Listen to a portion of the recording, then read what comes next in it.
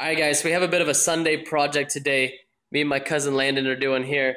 As you guys know, this is my current computer build. We've got the awesome water cooling. I don't know if you guys saw the video I posted probably about 2 years ago of me installing this. I've added a new graphics card and a new power supply since then, and a new solid state drive. But other than that, everything stayed pretty much the same. But we have to take out this massive radiator you guys can see up here. It connects to 3 fans on the top. And then we're also going to have to take out what right here, which is called the reservoir, which holds the water, and then the pump, and then all the clamps that are going on to all of our water cooling, the CPU block, and then the radiator up here. And then what we're going to be doing is currently, if you guys speak computer, we have it a 2600K in here. It's an Intel processor, and we're going to be replacing it with their Intel's 8-core processor that just came out about a month ago, and the brand new DDR4 RAM. I got 16 gigs of it with a Hyper T4 cooler, and then the X99 Deluxe motherboard. So I will see you guys in just a second. Okay, so we managed to take out the entire water cooling loop. So as you guys can see, these were the 3 fans that were connected to the radiator, and look at how dusty they are. 2 years of beasting and feasting, and this is what happened. So I want to show you guys what the radiator looks like. So look at this. This is why you should always take your radiator out at least every 6 months if you have a custom water cooling loop, or your fans. Make sure you always clean out your computer. So this is the water cooling block, and this right here is the thermal paste that goes and connects to the top of the CPU, and that kind of makes it so that it can disperse heat better. So as you guys can see, there's all the water is still connected to this. So now we get to drain this, and we're not even going to touch the water cooling anymore. We're going to go straight back to the Hyper T4 fan and cooler, and I'll show you guys how that works. So we'll see you guys again in just another second. All right, guys, this is it. This thing costs $1,000. The Intel Core i7-5960X. This is the Intel 8-core processor that just came out, the Haswell E-series. So it's actually a lot smaller in comparison to how I had it on the camera. So what we're going to do here is we're going to open this bad boy up. And it's kind of difficult because, yeah, I'm using one hand to do it. And my cousin is sitting over there doing nothing. Not helping me. Yeah, oops. Oops. That's what you get for being lazy. All right, I got it. Don't worry. I didn't need your help in the first place. Gosh, dang it. All right, so don't worry, guys. I've properly grounded myself. I'm sure I got a lot of freaking tech guys in here freaking out right now. So this is what you want to do when you install a processor. You see that little golden arrow right there in the top right? It's kind of hard to see because the camera's not focusing, but it's right there in the top right. There's another little arrow. Let's see if we can find it. It is, okay, here it is, right there. That little arrow right there. I want to make sure that you always match those 2 corners, because if you don't, you're pretty much going to break the entire processor. So don't do that. These are expensive, okay? And you also want to make sure not to touch the top because you don't want to get your skin oils on it. So I made sure to be very careful about doing that as well. All right, so now we got to clamp this sucker down. Now this is the interesting part. This thing is really crazy, actually. I've actually never really worked one of these. So what you do is, I think this one, yeah, it goes like this. So it's what you do. This one's weird because this socket series is very different. It's the Intel 2011, and then it's like dash 3. So it's kind of weird. I've never actually had to work with one of these. So anyways, this one's going to hold this in. Once you push it all the way down, it always feels like you're going to break it. It's just like, because it holds it in so sturdy-like.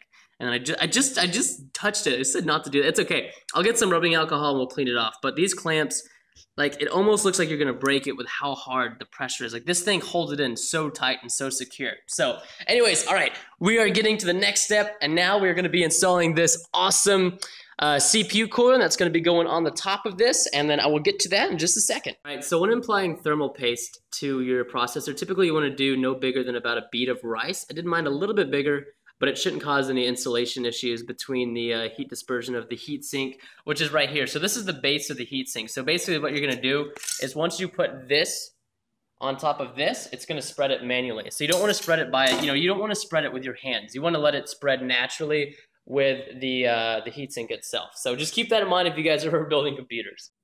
Okay, since the last little clip we showed you guys, it's probably been about 2 hours or so getting everything. 3 hours, you think? Yeah. Yeah, look at this. I mean, look at how much the sun has set. Like, it's getting a lot darker than it just was. Okay, so, all right, we have the heatsink installed now. We've got a push-pull configuration, so all the air is going to get sucked from this way and come all the way out here. So it's going to be like 3 fans all moving air this way and out the fan in an exhaust type fashion. We have the new X99 Asus motherboard installed. We have the RAM installed. I know it looks kind of weird, but this is how the RAM's supposed to go on these types of motherboards. I looked it up. But actually, if I didn't look it up, I would have put them side by side. But if you want to have them run into a quad channel, then you have to install them this way. And then, as you guys can see, got the graphics card installed, and then, so not much has changed. I know a lot of you guys out there who are really good with wiring are probably going to freak out and think, oh my god, your computer looks so messy, and it really does. I just don't have the time nor the want to fix it all up, but I think overall it looks really good. It looks very nice. Without having that radiator and the 3 fans at the top, it just, you know, it's a lot more solid. And it's just, I don't know, it's a lot more spacey, and I like it. But as you can see, there's a lot of wiring management on the back here that I need to fix before we can get started. But after I fix this and put the panel back on the back, we can turn her on, and I'm super excited. Alright, so here's the final moment to see if everything boots up. Everything's plugged up in the back. It's an absolute wreck, but here it is, alright. Oh, here it is, yes! Okay, so good thing is, motherboard's turning on. Let's go over here to the command station, which I think I haven't showed anybody what this looks like yet online. So you guys can see I got the 3 monitors set up. Keyboard's turning on. Good sign. Looks like we're getting, yeah, here we go. Got the Asus logos popping up on 2 out of 3 of the monitors. It's detecting all my hard drives right down here. Let's see. Yep, it's detecting all of them. So it's got the SSD. It's got my 3 hard drives. It's got everything. So I guess now we enter F1 to run the setup and see how this goes. Alright guys, and it's all installed, everything's working. Looks like all my recording software is up to date. I've probably got some things to uninstall from the old motherboard drivers and all that stuff like that. But other than that, everything is working great, super excited. But the one downside is that the RAM stick, one of them is bad, so I only have 12 gigabytes of RAM right now instead of 16 like I used to. So I'll probably have to RMA that, which stands for Return to Manufacturer Authorization. I'll get that sent back and get some more. But other than that, everything's awesome. If you guys want to see the parts I have exactly, look down below. I've got links to Amazon. But anyways, hope you guys enjoyed this little PC building vlog. And if you guys did, leave a like down below. Let me know if you guys would like to see a part 2 of where I show off my setup and stuff like that once I clean it up a little bit, of course. But, you know, have an awesome day. Goodbye, guys.